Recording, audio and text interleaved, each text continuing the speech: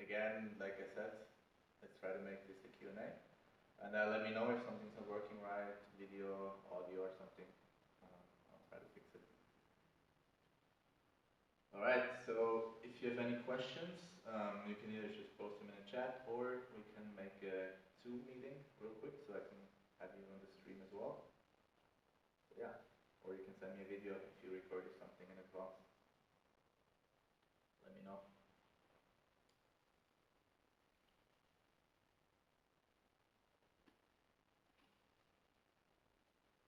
I have Anais is here as well, so I can show some techniques as well if you have any technique questions. And totally not awkward sitting here watching the camera and sound is a little low. Yeah, let's see.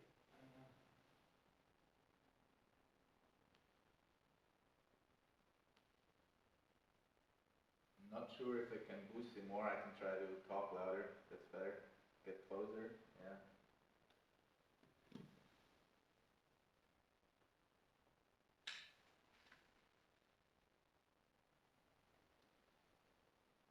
Is that better? It takes a while for you guys to see the update. I think about a minute or so delay.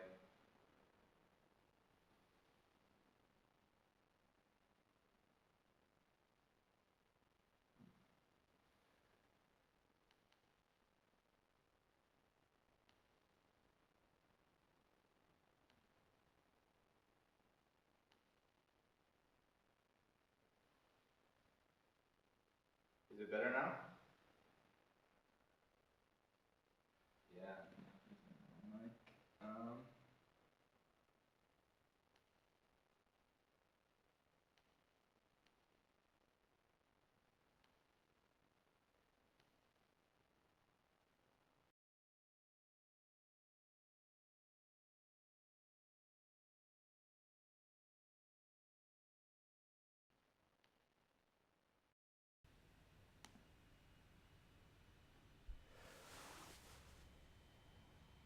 Yeah, I tried to add the mic again, so let me know if it's better now. And if you have any questions, again, send them over. Otherwise, I'll just be here for an hour or so. And you can watch me sit here, which is probably not too interesting.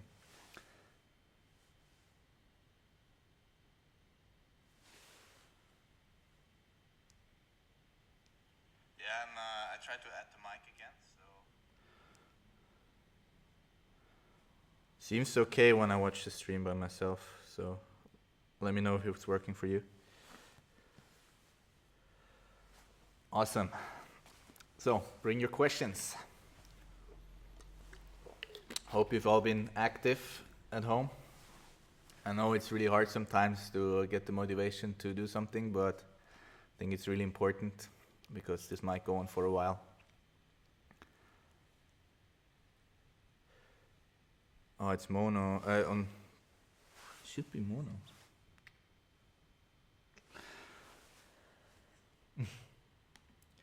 So much stuff to fix.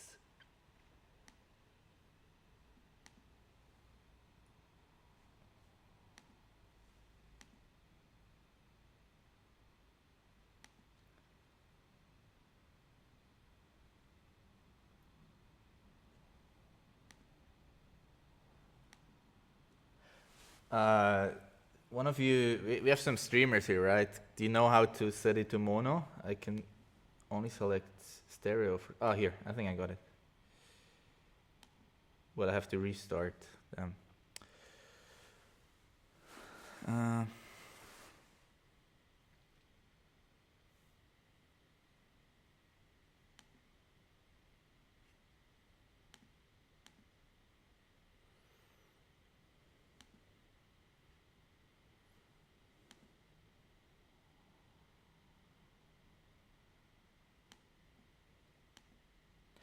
I can quickly try to restart if that makes it better for you. So hopefully it'll be mono then. I'll be right back. Let's see if that works. How is it now? Are we mono now? Can you hear me on both ears? This is like worse than work meeting where it takes like half an hour for everyone to get their stuff working.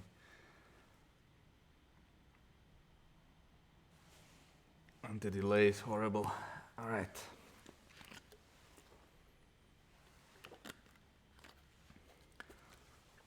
Philip asked how my leg is.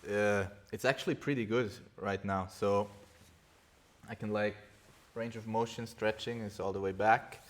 I cannot fully bend it, but it's pretty good already. I've been able to work out. I'm not allowed to jump or run yet, but we'll see how it goes. I'll have to talk with my physio in the coming days. Due to the pandemic thing, I haven't actually been able to see him, so he just gave me some exercises for at home. And yeah, I'll see.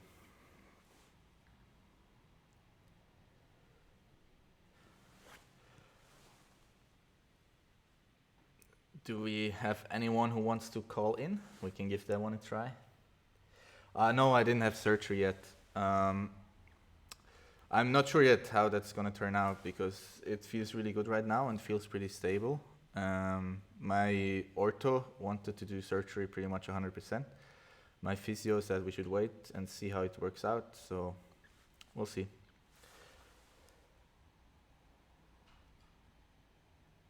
All right, Nicholas asks how long the lab can stay afloat and how you can support beyond letting the membership run. I think we're pretty all right at the moment, and we can keep going for as long as we have to. I know there's probably also the chance that we can get a loan from the government if it becomes really bad. So far, the landlord gave us a small discount. We'll have to try to see if we can get a bigger one, hopefully.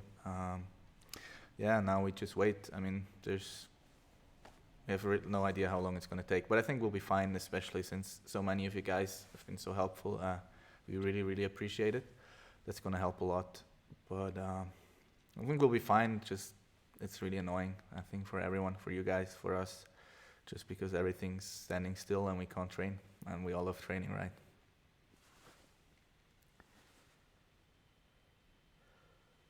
I mean, if you want to buy geese, yeah, but what are you going to do with it? Might as well get one when we're open again. But yeah, if it gets bad, I'll let you guys know. But like as I said, we get so much support from you guys. For the time being, we're totally fine, and we just have to wait.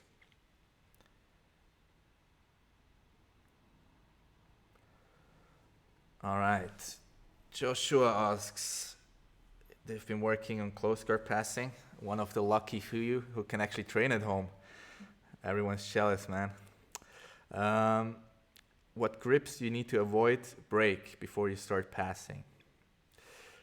All right. I think we can get Anais in here. Let's see. Hi, guys. So I have to be a little bit careful with my knee, but I'll do my best. So, of course, when I stand up, my goal is to control the collars and the sleeve, like in the fundamentals, like on the other side, this here. Now, what I have to be careful of is what she controls. What I don't want her to do is get a cross grip here. If she's able to get a cross grip, this is bad, because now if I stand up, totally wrong because of my knee, but now she can attack the underhook sweep here and try to sweep me to this side. This is something I don't like to have. So when I'm down, this is the grip I'm mostly worried about. So whenever possible, I try to avoid it either by pulling or by pushing it under, like in fundamentals. If she doesn't have an actual grip, it will be a lot easier for me. Because if she has a grip, even if I stand up all the way, I'm not able to get actual good base, because I want to be in this position here where I'm leaning back. Can you let go real quick? Like I want to be in this position, but with the sleeve, it's not really possible. So that's the number one grip I'm worried about. Now the collar grip, of course, is also quite annoying if she has a collar grip here. So this one I usually try to break and then do my passing as well. So it's mostly the arm on this side that I'm worried about. With this one, she can pretty much grab whatever she wants and not too worried about it. All right, that's not the best position for many, so hopefully that answers it. Otherwise, let me know, and I'll try to expand on it a little bit. Make dummies with keys. Yeah, Al, maybe you can make a tutorial since you got like your pretty dummy. But maybe add some legs. Niklas, if we have any confirmed cases of the virus, not that I know. If you got it, write in the chat, but as far as I know, we haven't had anyone with it yet.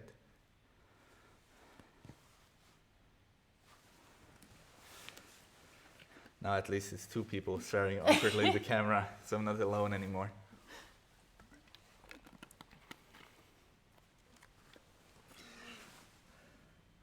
At least they think it's funny.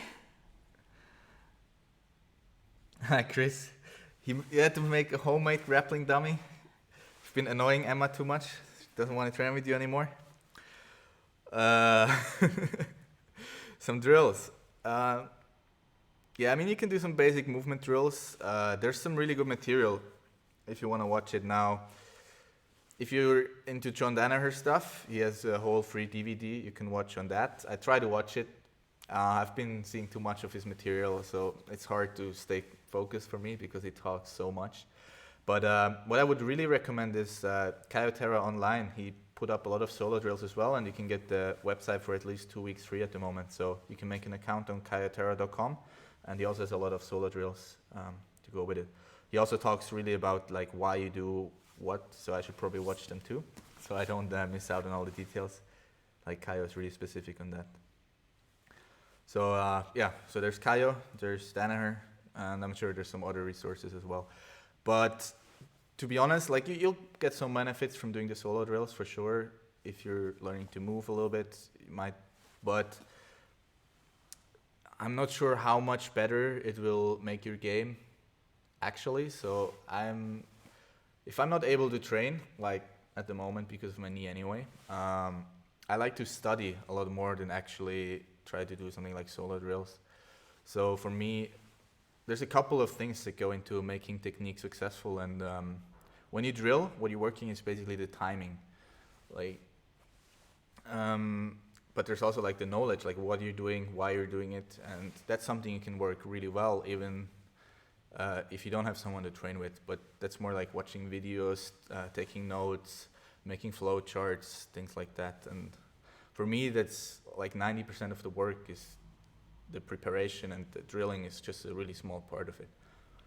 If you've watched the podcast, like Kaio was on flow grappling yesterday, I think, and one thing he mentioned was that a lot of people treat jiu-jitsu like school, or like a bad student, in the way that like they only try to learn for a test, like they cram everything in, and they copy the move, like they're like, okay, teacher showed grab here, grab there, and then they copy the move until it looks okay, and the next day they forget because they were only cramming for the test, or like just trying to copying it. Like I always talked about this copying thing, and I never really got it until the podcast, what he actually meant by it. What he says, like you should try to understand, and by understanding he means like you should learn like you learn for a test, so that you understand the material. Like if you're having a math that test, you can either just learn the formulas, or you can learn how to derive them and understand why the formula works. And then even if you forget it, you can still be able to like come back to it later. And it's a lot more useful than just trying to remembering all the details. Next day you forget, you're back to square one. So focus more on the concepts, on like understanding why you make a grip. I think if you learn a technique and you watch a video, like one thing is, yeah, I have to remember this detail, and this detail. Like, let's say we take passing the close guard again. I have to like grab the collar, I pull the sleeve, and all those things. That's just learning step by step. But then you have to understand, like, why am I holding the collars here? Why am I pulling the sleeve? Like, why do I have to address this? Like, what can my opponent do with this hand if I'm not holding it? And that's when it becomes a lot more obvious and a lot better and easier to remember for you. So I would focus a lot more on that if you have additional time. So you don't need to bother Emma all the time to be your grappling dummy. And then during the times when you can train with her, then you can try to apply that stuff that you learned, like the new concepts, the new ideas, and the understanding that you had of the technique. Hope this makes sense.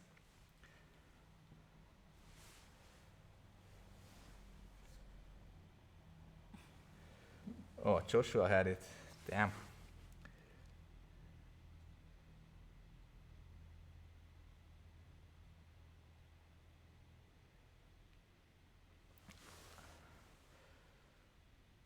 So that's Stefan. Maybe we could play his song on the stream. What do you think, Stefan? Do you still online? Did you adjust your diet? Yeah, I'm like drinking way less chocolate milk than usual. It's weird. I think my stomach has to get used to it. I might get some later. I think there's still some in the fridge. I mean, they might go bad, right? We don't want that to happen. Yeah, I think we'll keep the video online if it's possible. I think I'm also recording it on my computer, and I'm not sure. YouTube probably supports it too. I'll have to see.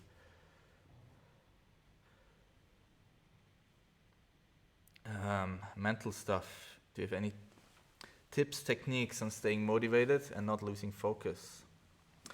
This is really hard, Jonas. Something I had to work on myself, of course, when the thing with the knee happened. And I'm still struggling with it at the moment. Like, that's the hardest part. Like, if you're out for training for a while, and for me, it might be a really long time if I have to get the surgery. It's really hard to stay focused on, like, I think it's really important that you know, like, why you're doing it. Like, for me, I mean, the main thing is, of course, the going back to competition. And something I struggle with myself a lot at the moment, because I'm getting older. I know I don't have too many years left of being able to at least compete in adult somewhat successfully. Now this happened with the knee, and it might take me out at least a year from competition, which is not great. And of course, then you have the thoughts about, like, yeah, like, why even bother anymore, or just like what's the point? But yeah, I think the main thing you can do is just like sit down, think about why you're training, what you're trying to achieve, just for yourself, what your goals are, why you're doing it, and when you understand that, then it becomes a lot easier. And I've been reading some books as well, of course. Like, there's a lot of stuff on it, especially on the injury side from pro athletes, because if you look up on it, like, it looks like every rugby player at least had like 3 ACL tears in his career so far. So I feel really bad right now, but I mean, it's not like I'm the first guy that happens this to. It's a pretty common thing, at least with high-level athletes, which I'm not saying I'm one of them, but at least I can feel like one since I have the same injury. Yeah, so the thing is, like, you have to, if you get hurt, you have to focus on, like, treating the injury as a competition, and like, make the best of it, and treat the rehab like competition preparation. And you can apply the same to the shutdown at the moment. Like, treat it as a competition in the way, like, you want to be as good as possible when you're back to training. And like, it's one really big thing you can work on right now is strength and conditioning and flexibility. Like, those are 3 things you can really focus on maxing out right now, because usually when you train a lot of BJJ, you don't have a lot of time for that stuff. Like, you do it a little bit on the side, you'll make improvements, but now since you can really focus on that, you can make a lot bigger improvements that you would be able otherwise. So when you come back, you should be in a better physical shape than before. Now, I know for most of you, this will be really hard, and I include myself in this. It's like, when you go somewhere to train, you have all the people there, it's a lot easier than just being at home and like, all right, I have to do my push-ups now, I have to do my pull-ups now. Yeah, like, we're all in the same boat. It's hard, but if you have like a goal to work towards and you make it into a routine, it will be a lot easier. So try to just come back from this as good as possible. It would be my recommendation. Like, you have a lot of stuff ready to drill, you have a lot of new concepts that you understand, you're as strong as never before, you're better conditioned, and you're more flexible. And that gives you a really good base to actually start training again. On the other hand, if you sit at home and you don't really do much, then it will all deteriorate, right? You'll get less flexible, less strong, less conditioned, and you might forget a lot of BJJ if you're not watching videos and staying up to date. And then when you come back, you have to first make up for all the time lost. So compared to someone who was prepared, and might be even in a better state than before, if you were dropping off, you have to work your way up. So you'll be months behind the person that was actually doing the stuff. And even if you're not a competitor or something, I mean, just think about all the people in training that you have having close matches with. If they're at home working out now and you're not, man, they're gonna smash you when you come back. So yeah,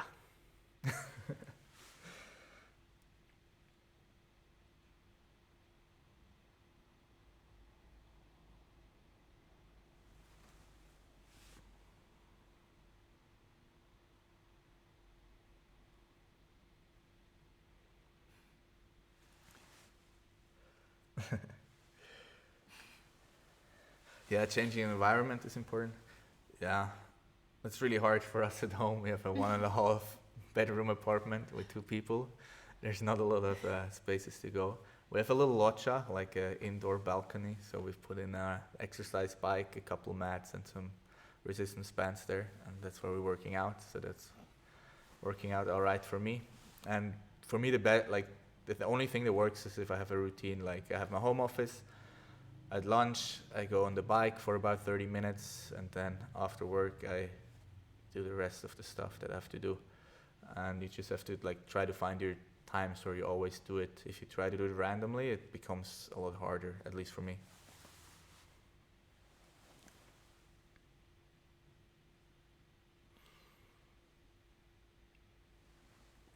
All right, Chris, with all the free material being available, there's so many instructionals to go through, it's almost overwhelming.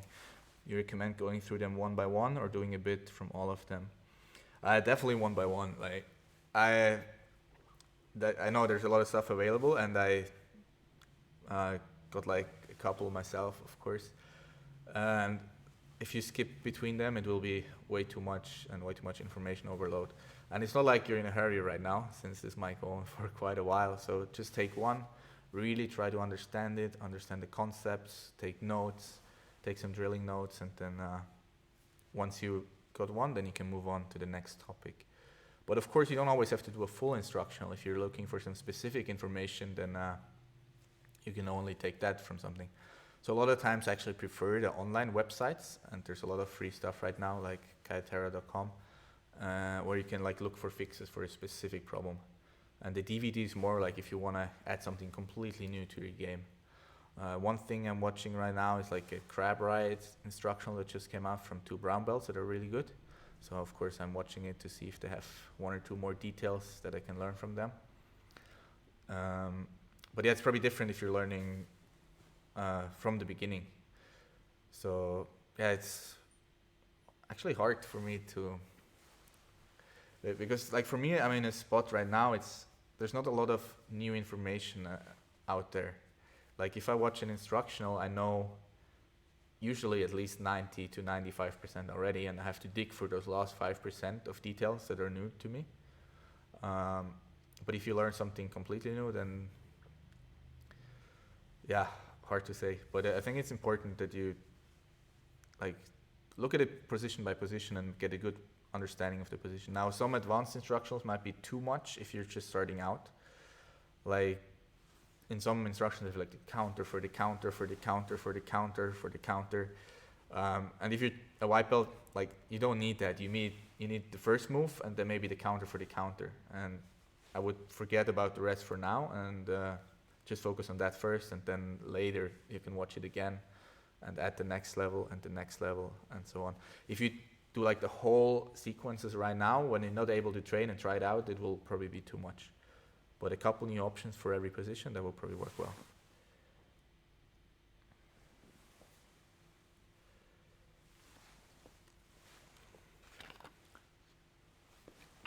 Yeah, it would be nice if everyone could have mats and someone to train with, but yeah, I think not everyone's lucky. Now, yeah, I would be lucky if my knee wasn't blown out. So, I mean, with you guys that can't train.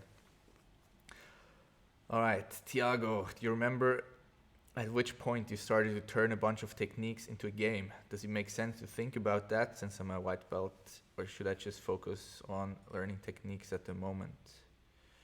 The main issue that I would like to be more active instead of passive during the fight. Yeah, so I had a game at white belt pretty soon, I think, and my game was called Triangle.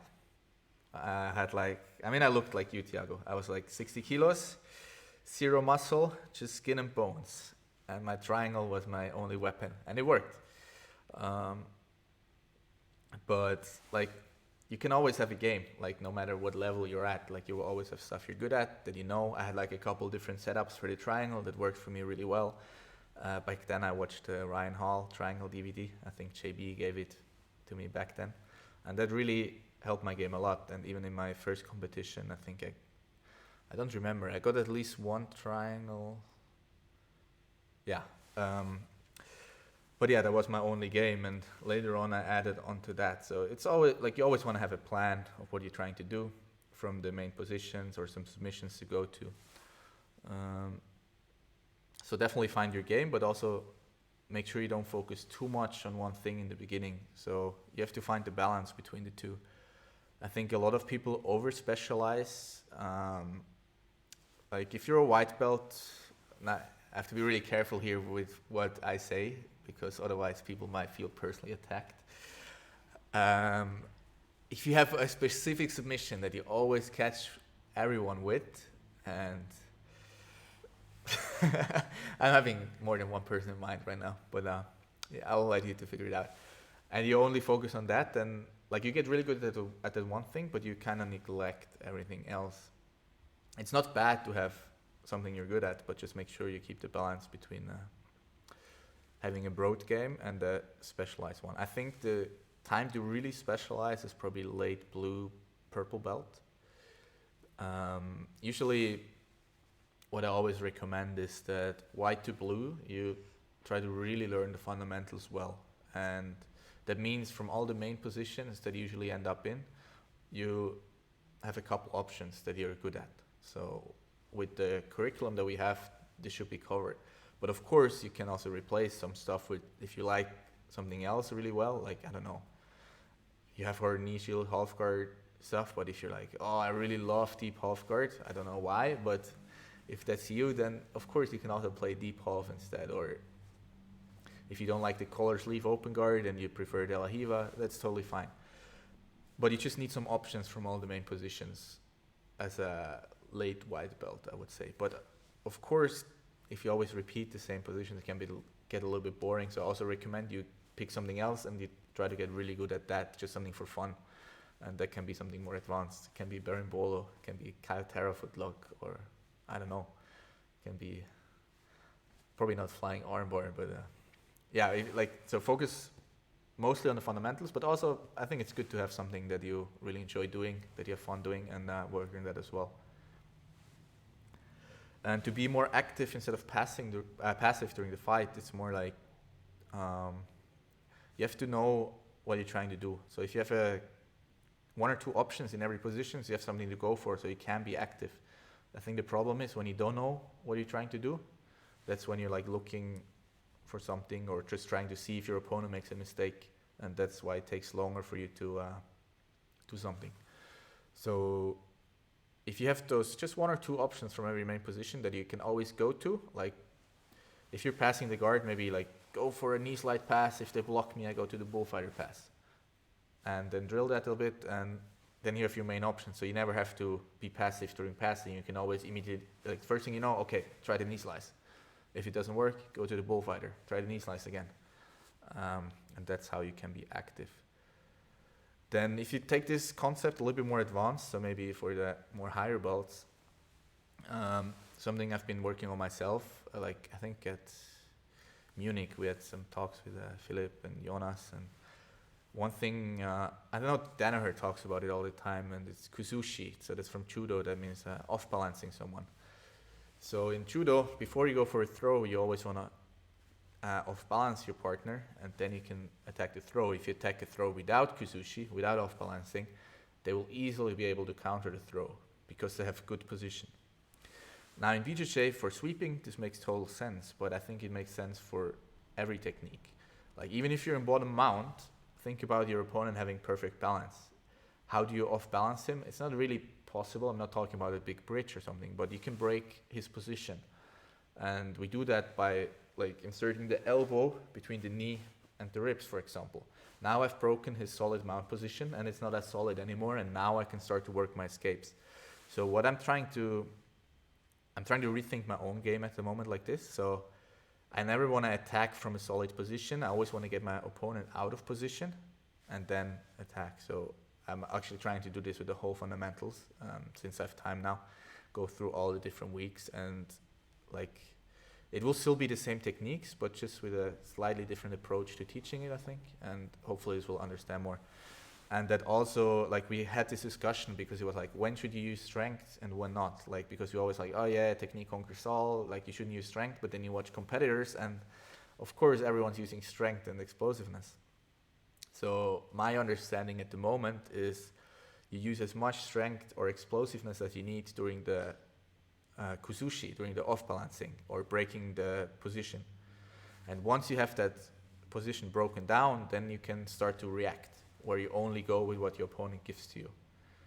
But it doesn't make sense to do that when he still has a solid position. So you want to break the position and then start to go with what he gives you. But that's more advanced. Of course, if you're just starting out, just focus on trying one technique and maybe a follow-up if it doesn't work, and that will help you a lot better. And then later you can add those ideas and use the same techniques with those concepts. How do you take notes for instructional videos? What do you write down? So this will probably be different for me and if you're just starting out. Personally, if you think about it like this, the longer you train, the more concepts you have. Like, how should I explain? Like, let's say I'm passing the guard, and I'm like, okay, I'm here, and I do a back step, right, boom. For me, I just write back step. But if you're just starting out, you have to be like a lot more specific with what you first have to learn the back step movement. And there's a lot of movement sequences that I've internalized as one thing that consists of a lot of small motions. So if you're starting out, you first have to focus on those motions. Like if you're doing armbar from close guard, my note would just be armbar from close guard, because I've done it so many times. For me, that's one sequence, but for you, it will be step, step, step, step.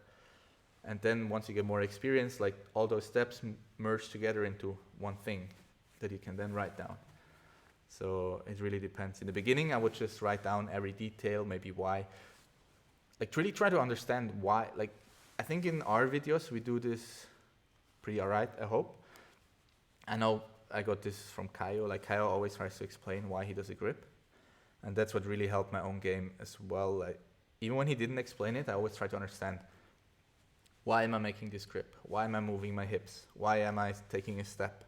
There's always a reason for everything. And if you can, when you take your notes, like write down all the steps, but then try to figure out why you do each one of those steps.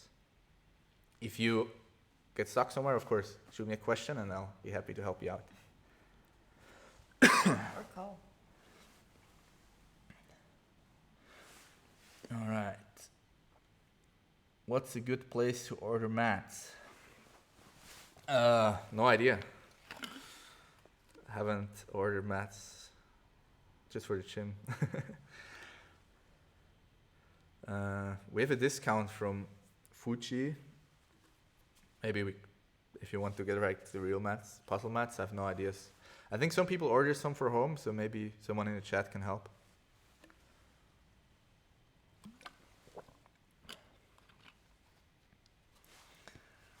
Fat Tiago? I don't believe it. Send a picture, man.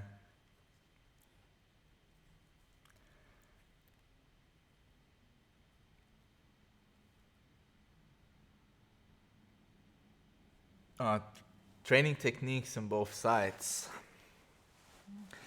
Yeah, that's always a good question. And I'm going with this I had this question myself, of course, a while ago. And a video by Marcelo Garcia is pretty much what I was watching back then and shaped my opinion on this. So there's techniques where you can pick one side and there's techniques where you can't. So in the beginning, I would only focus on one side until, like, if you learn a technique for the first time, it doesn't make any sense to do it on both sides because you will just forget both sides and you won't be able to do it. if you learn one side well first, you can usually learn it on the other side a lot easier if you have to. You still have to put in some time. Like, for example, the berimbolo. I've been able to berimbolo to the other side, but it's really hard and it feels super awkward for me. But it's also a really complex move. So this is something I haven't really done much though, because I just have other options on the other side, and I try to find my way back to my favorite side from the other side, since it's a position where you can do that.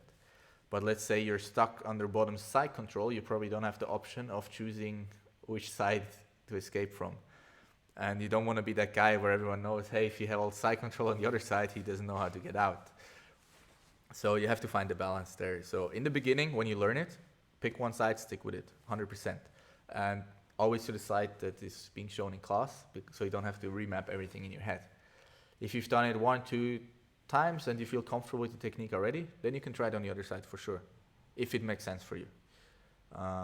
For most techniques in the fundamentals, it might make sense. With the fundamentals, probably most of them. Like same with half guard, or like sometimes you cannot choose which side you're controlling.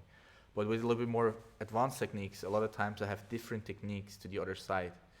So I can pass to both sides, but I use different techniques. Even if the person plays Selahiva on the other side, I have other techniques, which is also nice because then it's a little bit more surprising for your opponent. So you have more options, and since you have to drill it on both sides anyways, might as well drill a different technique.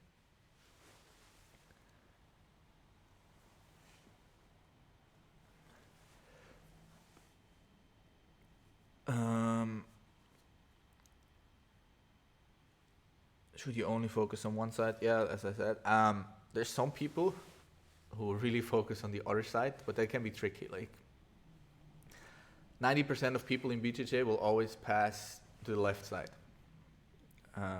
Doesn't matter whether they're white belt or black belt world champion. But there's also a few who get really good at passing to the other side, and that really throws off the other guy's game. But on the other hand, they don't have as much experience on the side that most people are used to, and you cannot always choose which side you have to pass, so it's a little bit of a trade-off. So you could also be like, yeah, I really want to get good at the other side, but there's also some drawbacks to it, so it's tough balance. I don't think there's a right and wrong. There's some people who got really good at passing to the other side, but also most people are really good at the same sides, playing guard and passing on the same side. The mats from Stefan that we have at home, I think they're okay for some drilling. Not that we have been able to do it lately, but I think they're the 2 centimeter ones, right? I think for BJJ 4 would be better. Like there's some thicker puzzle mats if you actually want to do some BJJ. For the fitness stuff and that, they're perfect. It's like we can't roll anyway. I definitely would not do takedowns on them. I think you would die, but yeah. All right, well, someone want to call in, by the way, so we have some more faces here. I've set everything up, so I want to give it a try.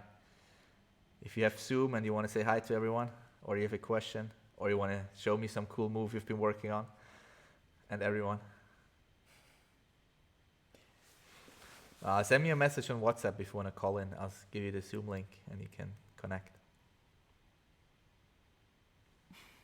Stefan can sing a song for us or play his video.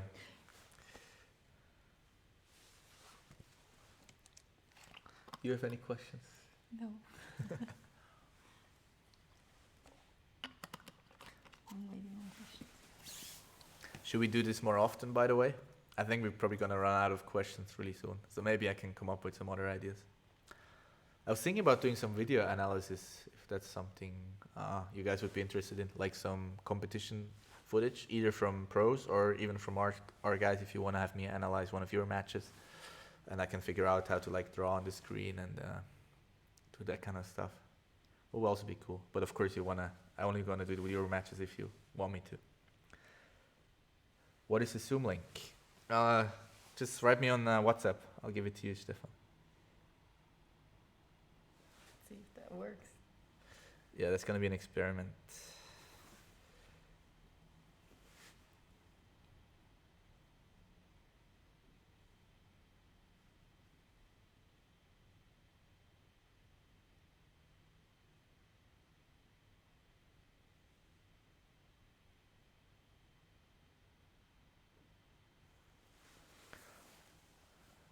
not sending. Maybe I have to get out of the Wi-Fi.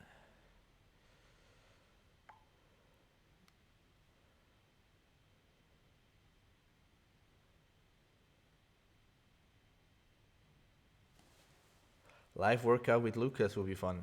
Yeah, that would be amazing, but Lucas is stuck in the army right now. He's one of the guys who had to go help out, so he's stuck there for a couple months, I think, and he's not even allowed to go home on the weekend. So if you want to send him some fresh underwear, I'm sure he would appreciate it. Yeah, I would have loved to do some sessions with Lucas here, but yeah, not able to. Maybe someone else could jump in for that. Talks with different people, like a podcast? Yeah, for sure. Let's do that as well, and the video analysis. Let me know who you want me to talk to. Maybe I can even try to get Kyle, maybe, if he's super bored. I mean, he's not able to do much either. Yeah, that's true. Could we do a Megas conference in Zoom? Yeah, Niklas, we'll do it later, like today.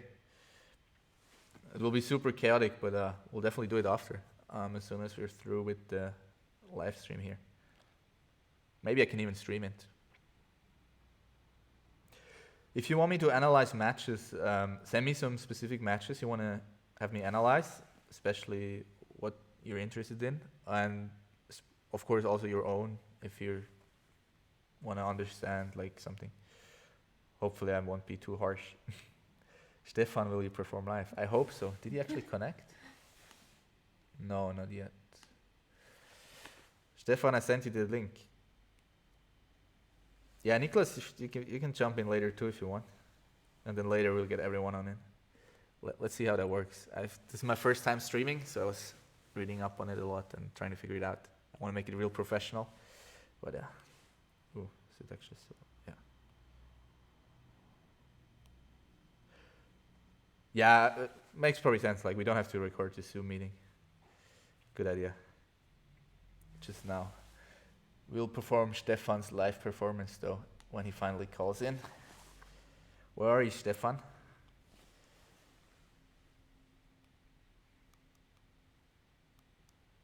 It really sucks that my knee's broken, otherwise I could just roll with Anais while I wait for you guys to actually answer. And that would be fun for the other ones, not for me.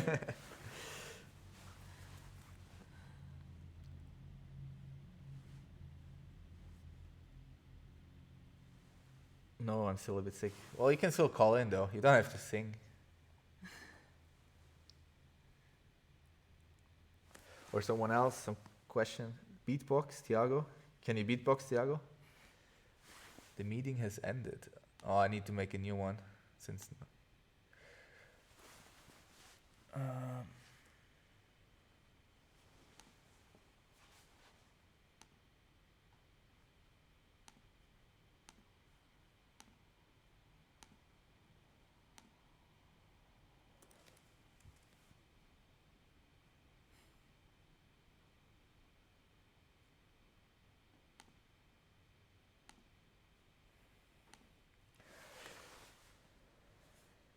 Well, you can also dance, Thiago. That's not a problem. We have video. The most common white belt mistake, like being bad at jiu-jitsu. I don't know. Grabbing and holding on, probably. Yeah, that's actually good. Like if you like not knowing when to let go. So that's the probably most common beginner mistake. Like I'm holding some grips, maybe collar sleeve, I don't know. Everything's good, everything's fine. She starts to pass, I'm losing my frames, and I'm holding, and I'm holding, and I'm holding, and it's getting worse and worse. So that's the most common mistake, I would say. And what to do against it is, I would only have, like, those grips are pulling grips, right? So this one is pulling, this one is pulling. If I don't have a frame, I'm just going to pull her on top of me, which is not what I want. I'm only going to use those grips if I have frames in place. Now I can pull and pull because I have something pushing as well. I can push and pull, but I never want to only pull. Once she gets close, I actually want to only push. So I use all my limbs to build frames instead of pulling in and breaking the posture because she wants to get close. This is only good to keep her from running away. But if she's passing my guard, she's not running away. So think about it like that. The closer someone gets to passing, the more you want to get frames and push. The further away they are and disengaging, the more you want to pull.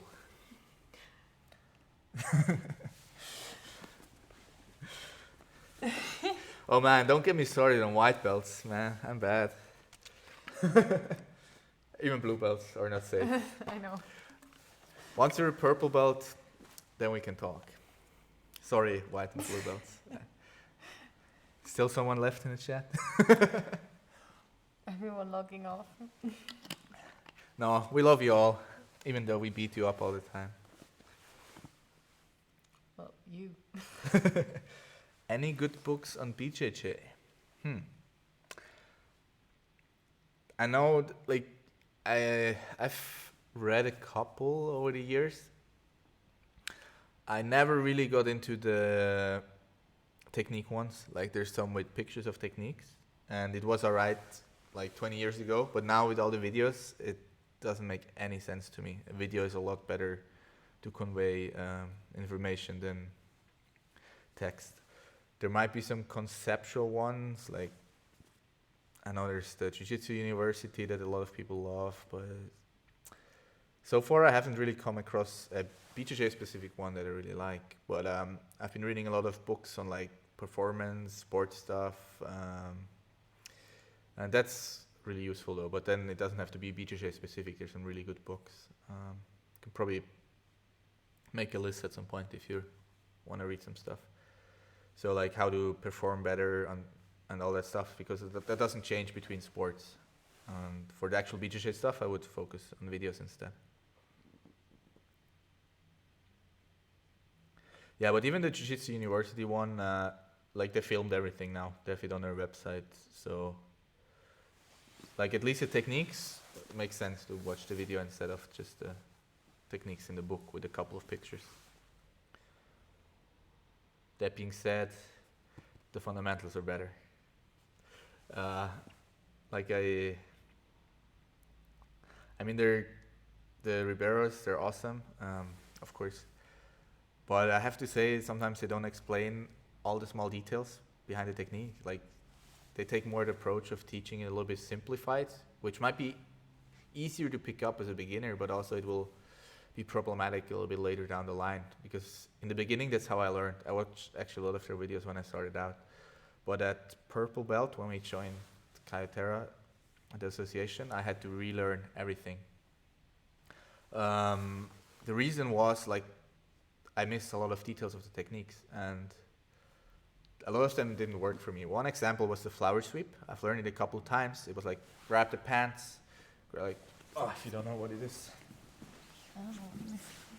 Like she's underneath, boom, like I have the sleeve, I have the pants here, and then it was like, yeah, and then you kick the person over, and I was like, yeah, it never works for me in sparring. Why? Like everyone was stepping this leg, like, and just stepping or even pointing the knee, and so then I learned it from Kyle, and it was like, oh yeah, like you place your foot here, and like, oh. Suddenly the technique worked really well for me. So I would rather learn from a source with all the details, because otherwise like you'll find that some techniques don't work for you at all. But I mean, if you're just starting out, it might be alright, but yeah. Reading Rex would be appreciated.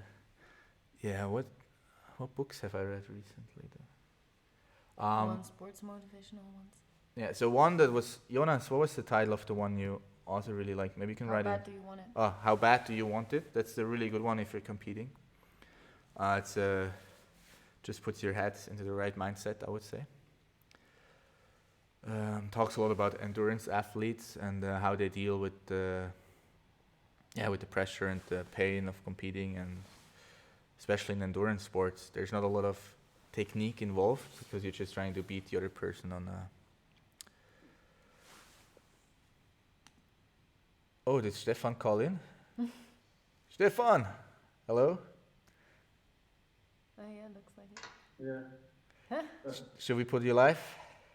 No, for what reason? I don't know. You're live now. Say hi to Stefan. This Yeah, delay. there's a big delay on YouTube. We're live, but Okay. they don't. They see us like a minute later. How have you been? Yeah, actually, I've been sick for almost 10 days. Corona? So, I don't know. They wouldn't test me. All right. Any I new don't songs? really listen. No, no new songs, nothing. Nothing new. But yeah, hope you use your chances to do something at home while I was not that much at home because I was sick. That is Yeah, I mean that's a pretty good very excuse. It's even more frustrating than being home, not being able to train jiu-jitsu, but Yeah. home not able to train anything is worse. So you're better now? Yeah, I hope so. Maybe I can start with some stuff next week then. Yeah. Yeah, so this works, huh? All right.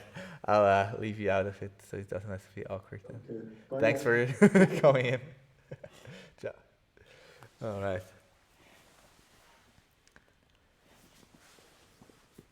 Something like, are you there? Maybe we should write.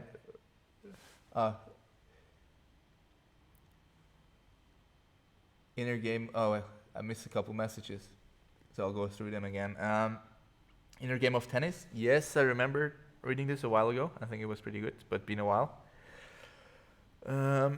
There's been one from ice hockey, Hockey Tough, that I've thought was pretty good, and a lot of it is generic. Also because it you have to be pretty tough for ice hockey, of course. That helps a lot with BJJ, I think. What else? There was a Champion's Mind. Mm-hmm. That was also pretty good. That's my favorite so far with mental stuff. And then a lot of more self-development stuff, like about habits and all that. Yeah, I would have to go through my bookshelf.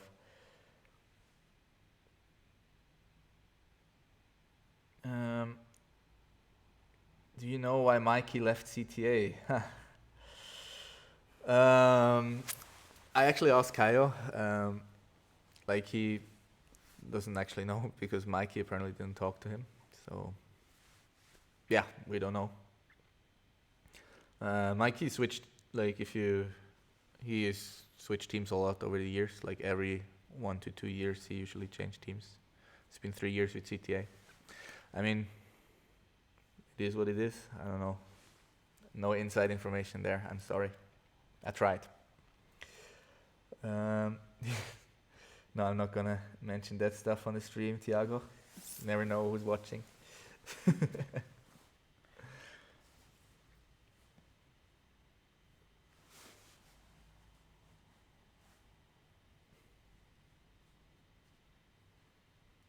It would be make some fun T-shirts or rash guards though, or patch. Just saying. Oh, I think I'll need a quick chocolate milk break. I'll be right back. Send some more questions. Don't leave me alone. Anais can tell you something. No, No. there's no more chocolate milk.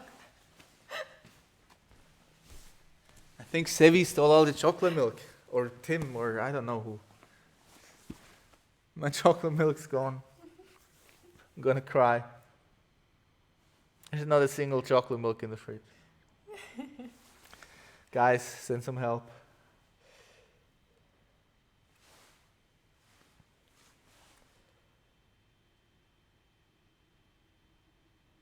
You don't know shit. Hi, Thiago. Hi, Emma. Oh, question for you. Yes, I started doing some extra courses to now work in the ICU as a nurse practically. And yeah, there's more people coming now to the hospital. I'm still working with not coronavirus patients though. but they're asking more and more to also work in the coronavirus department. Michi asks how the knee is. I answered before, so you were late. It's pretty good right now. So range of motion is almost back. I can squat, I can deadlift, and I'm allowed to, not just super heavy yet, but yeah, still doing my physio, and we'll see whether I need surgery or not in, I don't know, a month or so. But right now, I don't think I'm even able to get it, so yeah, I think I'll focus on physio. Any tips? Go find me for To keep blue belts in the lab. Huh? Yeah, I don't. Can you rephrase that, Philip? I'm not sure we get it. We're not actually losing that many blue belts, I think. Oh, you mean because blue belts always quit, or? Yeah. No, I think it's all right. I mean, the reason why a lot of blue belts quit is probably because they probably wanted to quit a long time ago, and they just stuck it out till they got the blue belt, like overall in the like worldwide. I would say with us, we don't have a lot of blue belts quit because we wait pretty long with giving the blue belts, so They quit before. they quit before as a white belt. But it's kind of normal, you know. I think with every hobby, like you have a lot of people who do a hobby for 1 or 2 years and then they do something else. And the same applies to BJJ. And for those people, that just happens to coincide usually with around the time when you get a blue belt, depending on the school. Some are quicker, some take longer. But also, if you're like, feel you're getting close, you're like, all right, I want to get my blue belt, and then you lose motivation, you do something else. And that just happens like this. And then, of course, there's a lot of people who are really into BJJ and they stick around. But not everyone does a hobby for 10 years, the same one. So it depends on the person. For me, I was a person, like I jumped around a lot of things when I was younger. Didn't really stick with one thing until I found BJJ. That was the one that really stuck with me. I remember I had a friend back then who always made fun of me because he was like, oh yeah, like you're going to quit in a couple of months and do something else. And I was like, no, I'm going to prove you wrong. I think I proved him wrong. Why are our blue belts not quitting? Because I probably already quit as a white belt. That's not a good answer for your gym. No, I don't know. It depends on, like, everyone trains for a different reason. And if you're in this for life, awesome. If you're in this for 2 years, that's cool too. I mean, we would appreciate it if you stay longer, of course. I think BJJ becomes really fun at purple belt. Like, white, yeah, it's chaotic. You don't know what you're doing. You get smashed by everyone. Blue belt, you can at least smash some of the white belts, but you know a little bit what you're doing. But at purple belt, you can really style on people, and that's a lot of fun. And there's still not a lot of pressure. Then at brown and black, it becomes a lot more serious again. Purple's like playground belt, so I would have loved to stay purple forever. That's the best belt for sure. But yeah, you need to stick around longer than 1 or 2 years to get a purple and get that good. They also think a lot of lower belts stick around. Yeah, sure, Tiago. Just I'll send you a link. Tiago wants to zoom in. Get your Zoom ready.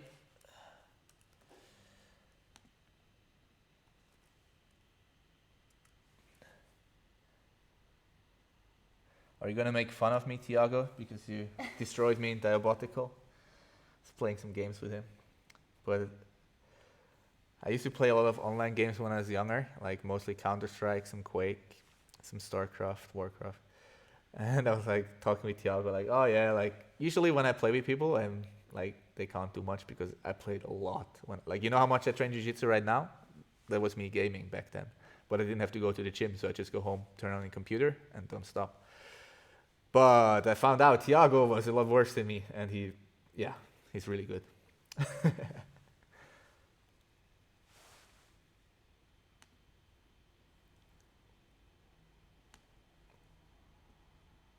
Ooh. What's with that background, man?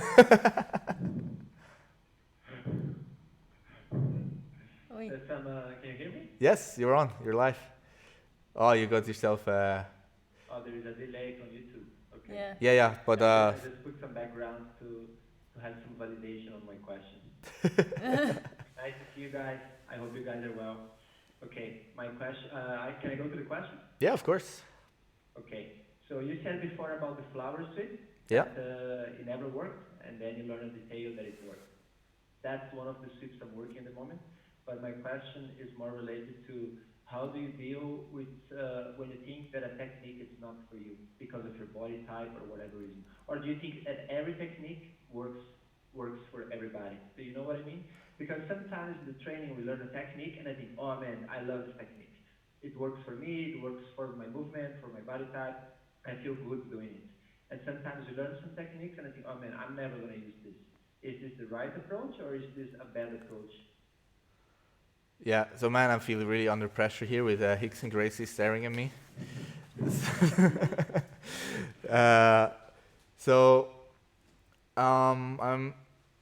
I believe you can pretty much have every technique work for you.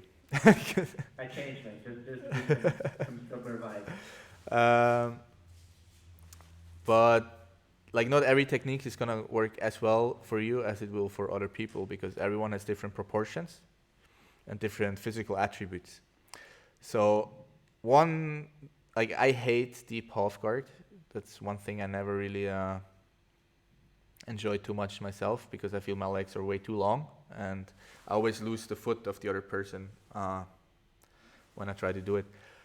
But I still know how to work, like I know the basics there. I know how, if I end up there, I'm able to work. So I think if something's not working for you at all, you should try to figure out why. Because it's probably a technical reason. If it's a good technique, there's also a lot of bad techniques. But try to find out what's not working. If you really can't figure out, ask one of our instructors. Like always, you can always send me a video or just a question. I'll try to answer. But on the other hand, you also, when you build your own game, then I would not recommend you, try to find things that work well for you, for your body type, for your, I'm never going to be a deep half guard player, but I know enough to survive if I end up there in a situation. Okay. Does that make sense? Yeah, that covers. Thanks a lot, man. Thanks. Should I? Goodbye. All right. Awesome. Let's see if we have some more questions.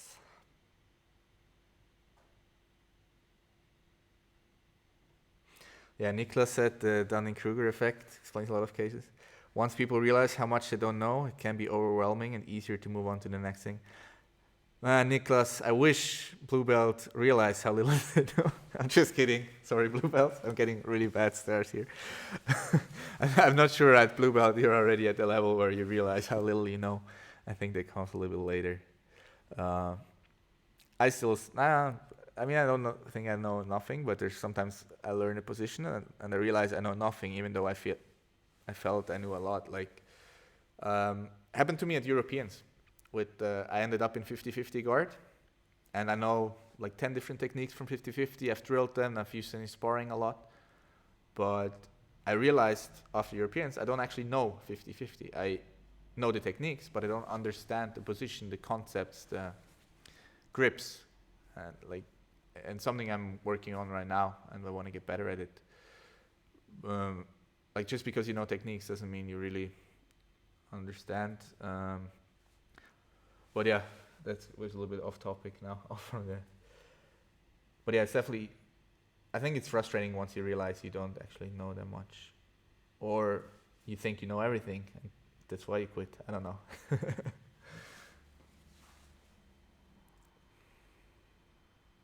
I don't know. For me personally, if I find something new where I thought I knew it, and now I learn there's a whole new layer to it, it's actually motivating for me. I want to go deeper and learn it. It's only when when I feel I know everything about a topic, then it becomes boring. The excitement of the new goes away. But yeah.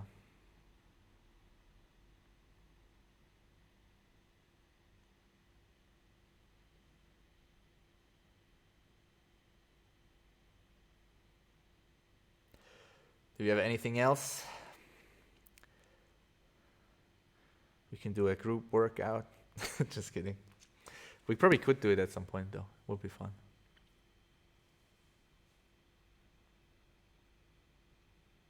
No, Jonas, I think Kaio counts purple belts as higher belts, I'm pretty sure. Whenever he talked about lower belts, it was white and blue. And purple and above is higher belts for him. I think makes sense. Sorry, blue belts. Now they will quit.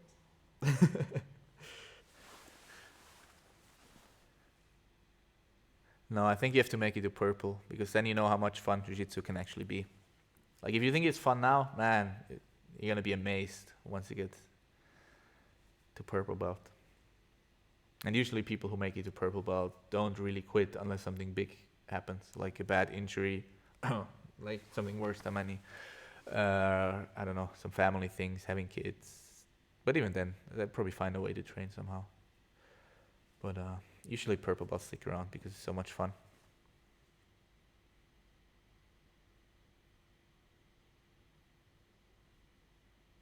What else?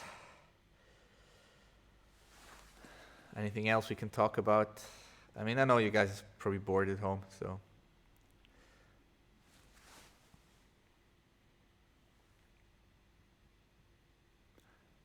So weird being back in the gym. Haven't been here in forever.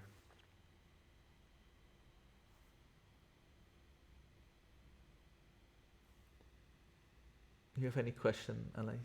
No? Want to show some moves?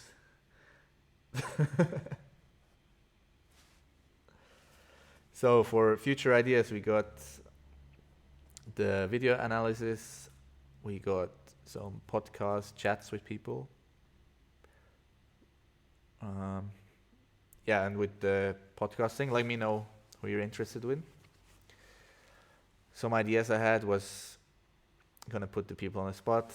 I wanted to do one with Jonas about experience competing, since he just started competing. I mean, he's done a lot now, but he started recently, so it would be interesting to see his perspective on that. I always wanted to do one with Sevi, like how to deal with bigger people as a smaller person, since he has a lot of experience there, of course. If you have other ideas, let me know. Would be fun to have some podcasts.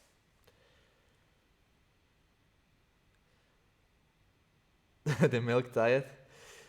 I'm not sure Emma wants to do the milk diet, Thiago. So what he's talking about is go mad. That's gallon of milk a day, and the gallon is 4 liters of milk. Since I was really skinny back in the days, I mean, I'm still somewhat skinny, but I was like really skinny. I did this gallon of milk a day. So you eat what you usually eat, but you add 4 liters of milk, which is like 2,500 calories roughly. Additionally, it's like the worst thing ever. You eat your breakfast and then you drink a liter of milk. Oh, so the camera died. I have to explain this later. I'm checking if the battery's gone.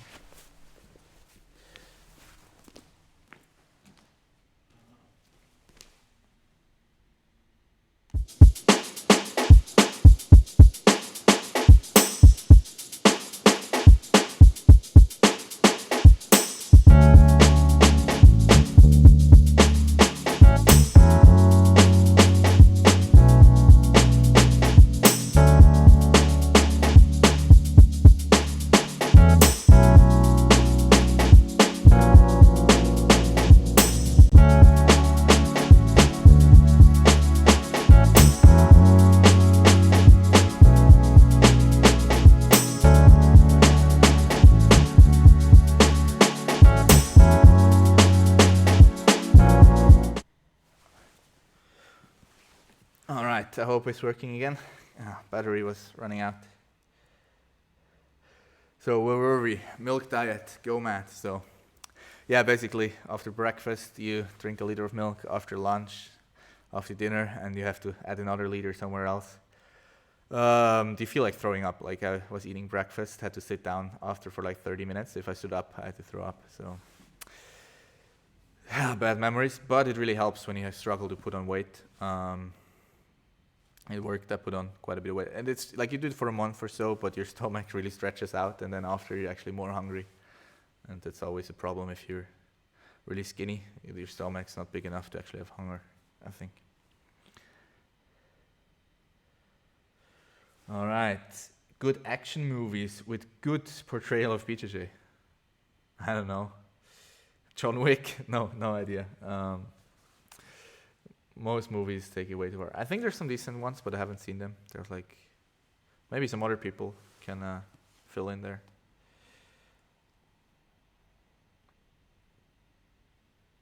Dairy breaks me. Yeah, man, it's horrible. It's not fun.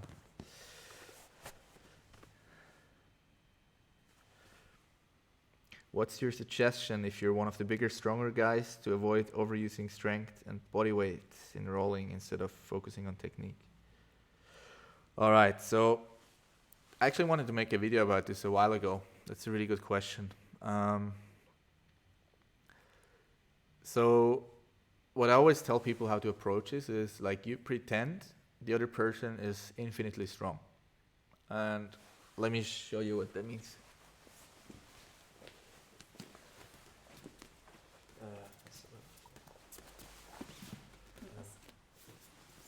Okay, so like, let's say I'm passing her guard. I'm going to a knee slide position. I get the collar, she's framing me. And let's assume she's like a lot weaker than she actually is. Like, now you can frame. And now I can just be like, oh, great, I'm stronger, I'm just gonna pull myself through. That's one way. What am I gonna learn? Nothing. What is she gonna learn? Nothing. Pain, yeah. Waste of fucking time. No censoring here. But this is what I see all the time. Now, people know this is bad. Some of them know, not everyone.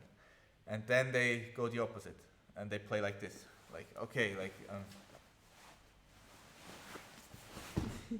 and then it's, what did I learn? Nothing. What did she learn? Fuck nothing at all. What a waste of time.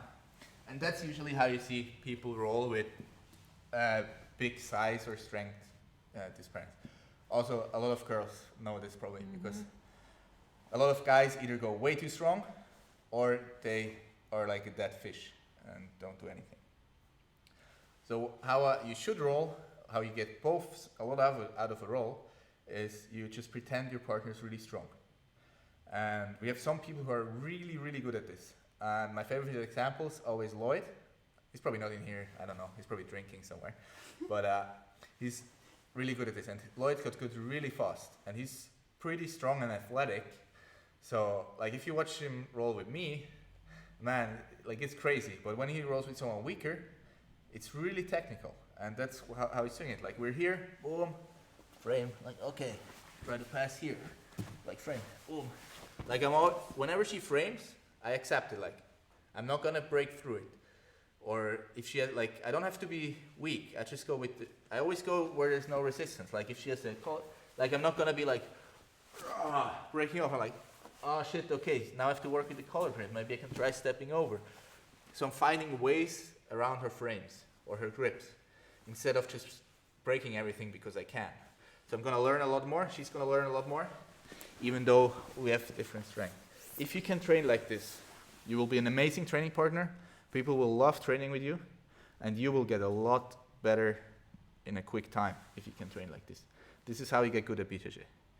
Also, if you're a higher belt rolling with a lower belt, I do the same thing, and I slow down. Like, let's say, if I roll with Anais, and I'm like, all right, De La Hiva, and I'm gonna jump to knee slide. I'm not gonna go like, boom, throwing, like, going crazy. Even if I'm not using strength, I'm using speed. So I slow down. I'm like, I mean, I'm not gonna go that slow with her. But like, now she can react. She has time to think and react, and I can counter the counters. But if I just go fast, I know like she will take a little bit longer to react, because of course she doesn't have as much experience yet. So by slowing down, I give her the chance to work, and in return, we get a lot more technical roll, because we both can learn. I can be like, oh, she could have done this. Just because it took her a little bit longer to find the right solution, because she's a blue belt and not a brown belt or black belt, doesn't mean that my opponents in tournaments are not going to find the same solution a little bit quicker. So it's good for me to train like this, because the reaction is still appropriate. It's just the timing that's different. So, and I can always train the timing with a higher belt and focus on the technique and reactions with a lower belt. So this way it's really, really good for both of us. Now, of course, if the skill difference becomes too wide, I don't know, if I roll with someone that's here for the first week, chances are, like, I'm not going to get much out of the roll, but that's just how it is. But like this, I can roll with people that are a lot newer than me, and I still have a really productive training session. And that's something I really recommend, whether you're just a higher belt or you're stronger or more athletic or fast. Try to save those attributes for when you actually need them. And when you don't need them, try to focus on the technique and the reactions.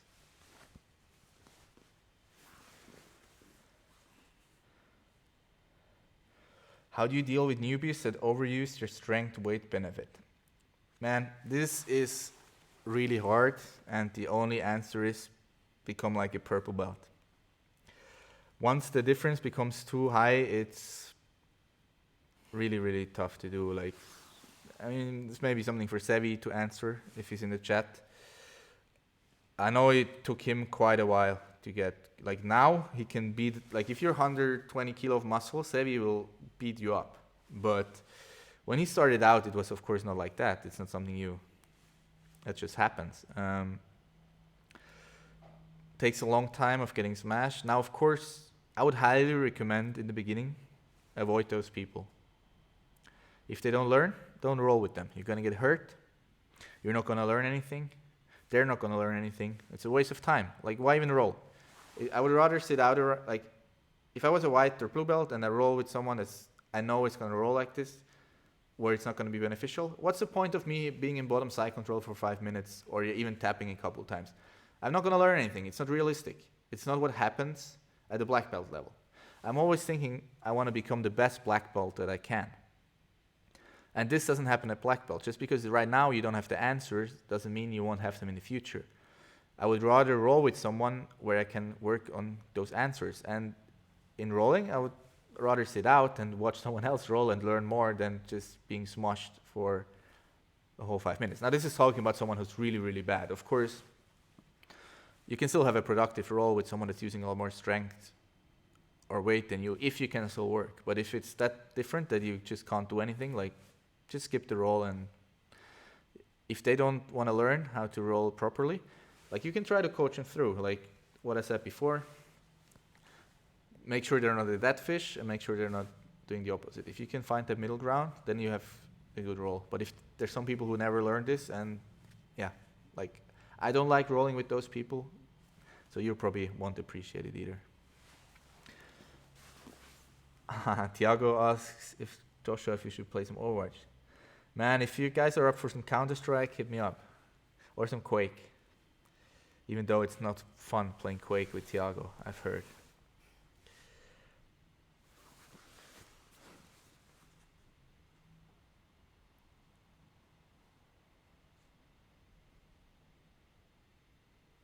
All right, do we have anything else, or should we make a big, crazy Zoom group chat? Let me know. If you have more questions, I have nothing better to do.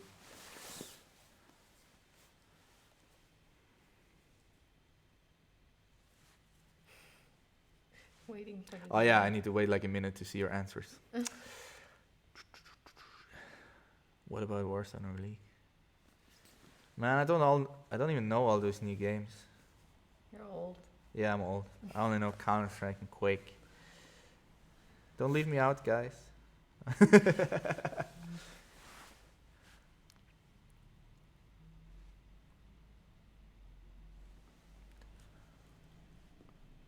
We can do some live yoga sessions with Emma. She has a streaming setup. What do you think, Emma?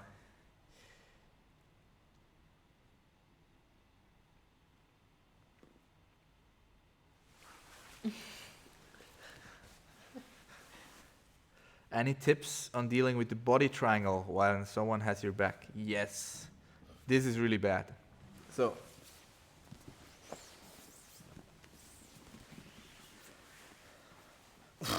should have had. You got fat. Yes. Okay. So the body triangle is really strong whenever the lock is on the top side. So what you can do is you can try to change the sides. Because a lot of times when you do that, I'm not able to do the right way, do the one from the fundamentals. If I go to this side, it's not as good for her. Why? Because if I'm able to lock it here and extend, I can create a foot lock on her ankle here or here. But it can be hard to do. But still, most people switch when you change sides. But another good thing you can do. Am I that fat? Yeah. I put in a seatbelt? No, yes.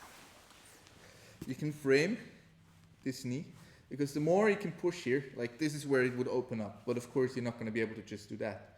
But if you don't frame, she'll be able to lock it tighter and tighter. This is horrible. So the frame, at least, like you try to push the body triangle down to the hip. You don't want it across your belly or your ribs. Now from here, I need to take her foot from the outside to the inside. And I do that by bringing my leg around. Now, of course, I'm not going to be able to, can you pull it back? Yes. Like this doesn't work. So I need to frame, and I go almost belly down as much as I can. And now I can swing my leg low, come around, and come up. And now keep it. I'm using my thigh to peel her heel here. And then I can start stepping. This is really hard though. So even if you learn the technique, it will be hard to get out of. Try not to get body triangle. That's the best. Most of the time I can switch sides, and it's only when you're really, really stuck when you should start using those techniques. Hope that answers it.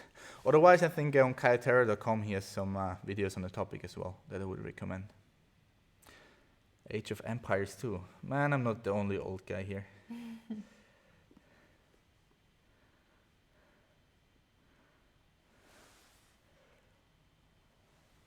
Yeah, Niklas, Counter-Strike, hit me up anytime. I got really bad though, I haven't played in years. I used to be pretty decent at 1.6, but that was a long time ago.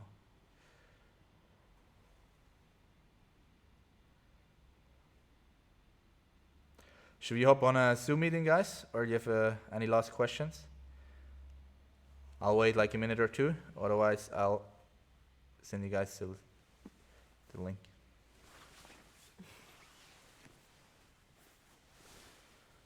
Make a new meeting in the meantime.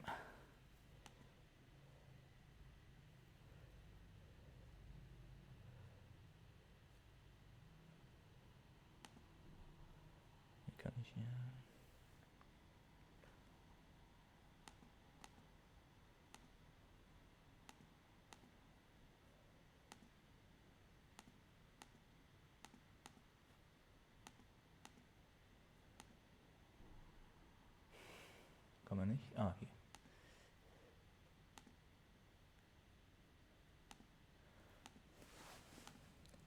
Okay, I'll send How do you deal with lapel guards? Oh, yes. How do you deal with lapel guards? Been training with Philip.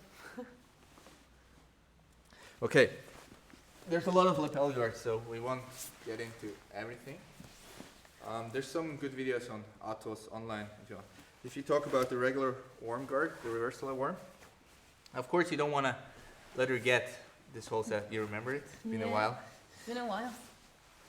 That's not the knee, right? Yeah, no, that's fine. Okay, so now she got the reversal worm, which is usually the worst. Now what you try to do is you try to remove your leg, right? The more I pressure in, the better the position gets for her. If you can see, like, I break my posture, now she has arm bars, back takes, everything. She's always trying to control the knee line here. So if her knee comes over my knee, she has a really good control. If she's still here, I'm still in a good position to do something. Go back. So what you should do is always try to disengage as much as you can. Like, keep it tighter. Like I'm always trying to walk back, because now there's a little gap where you can try to take your leg out. That applies for pretty much all the lapel positions. of course I have to show my favorite here, if I remember it. Been a while. And you know what it is. So as you got the reversal of arm, and I'm able to step over, now I can control the hips and I can do a forward roll. And of course spin into the berimbolo. But this one, there's a couple details to it. But if you don't bolo, I wouldn't recommend it. But creating distance and getting the legs out and not letting her grab the lapels would be a good start.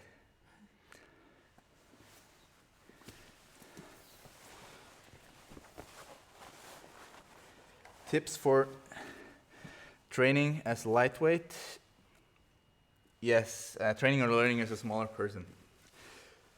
So, first thing you have to realize, it's going to take a long time. There's no shortcuts. I know it sucks. I know life's not fair. It is what it is. Unless you're willing to get fat, I don't have another option than putting in the time and learning to get better. But what you can do is you can really focus on the things that are going to help you better. I think Sevi used to play a lot of knee shield and deep half guard. Personally, I don't think the deep half guard is that good of an option, but that's my personal opinion. I think you get crushed a lot under there.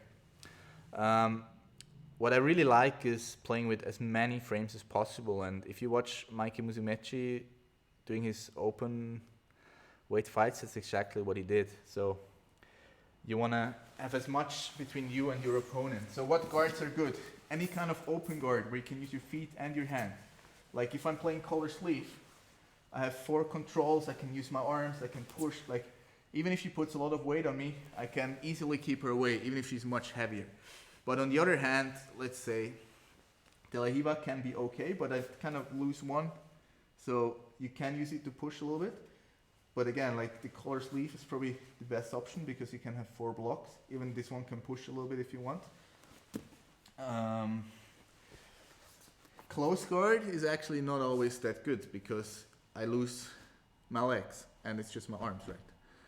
So I would rather play more open guards, which is a lot harder than the close guard, but it is what it is. X guard, one leg X. From close guard. Hmm? By fat people, you get choked from close Yes, like if I was in close guard with someone really big, I would rather open it up, put the feet on the hip, create as many frames as possible, and then you just have to go with the flow with the big and strong explosive guys. Like you cannot stop what they're doing. You have to accept that. Like they're gonna do something, you're not gonna be able to stop it. What you can do is you can go with it and counter it. But that's why it takes so long to get good enough, because you need to have a counter for everything they do. Like if I'm on bottom and Anna is like just throws my legs to the side, I'm not gonna stop it. Like what am I gonna do? I can frame a little bit, but she's still gonna do that. So what do you do as a little person? Like, oh yeah, like try to just go with the motion and bring your legs back in, or like you're not able to stop them. So yeah, you need all the counters. That's why I say a purple belt, you'll be fine dealing with them. Of course you will be successful earlier than that with some new people, but not in every position.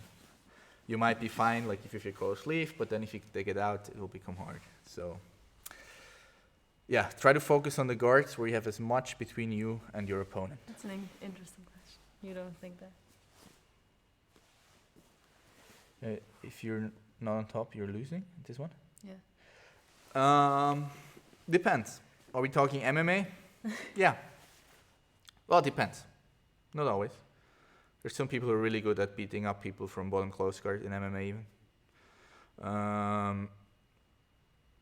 In BJJ, no. You're losing if you're losing. So think about it like, sounds really stupid. Yeah. Think about it like a tournament. If you're in bottom, it's 0-0. No one of you is losing. If you're on bottom with an advantage, you're winning. If you're on bottom because the guy took you down, you're losing. That's also something Caio talked about in the podcast that was different in the US compared to Brazil. When he came to the US from Brazil, he was used to rolling with points and advantages in his head all the time. So if he rolled and he was beating up someone but didn't submit him, they were like, oh, good roll, like was even, right? And he was like, no, I had like 1,000 points. And the other guy was like, oh, but you didn't submit me. So that's the difference in mindset. Personally, if you're competing, I would focus on the points a lot. That's a good way to do it. Which will mean you will probably end up on top anyway, because you get points for coming from bottom to top. But I wouldn't say just because you're on top, you're winning either, because then you get those guys that, I don't know, you pull guard and just lay on top of you and don't move for the rest of the round. That's also not really productive. So if you keep the points in mind, you will try to always increase the position and get in a better position. All right, people are slowly leaving, so I guess we need to spice it up a little bit with our group chat. We can do this again, guys. So if you have some more questions, we'll just do it at some other time. Or you can always send me questions. It's not like I have something better to do. I'll make a video or something for you. All right, I'll post a Zoom link in the live chat, I think.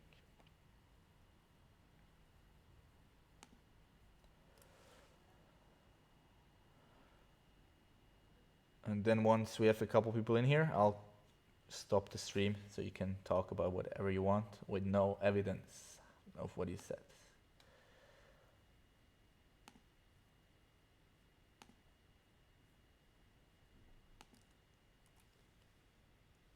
It's the wrong one.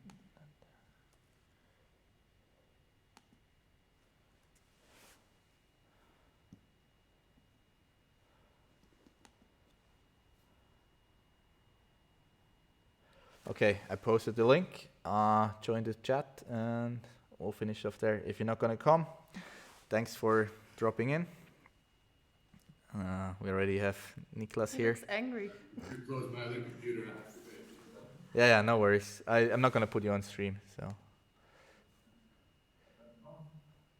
All right, guys, please join the Zoom if you can. Otherwise, thanks for dropping in. Was fun for me. Hope it was fun for you too. Hopefully you learned a thing or two. We'll do this again. So if you have more questions, like if you have any questions, keep them in mind. Write them down for the next time. And if you have any matches that you want me to analyze, send them over, and we'll be able to do something there as well. Awesome. Yeah, stay the fuck home, and hopefully we'll be back to training somewhat soon. Bye, guys. Bye, and see you in the Zoom.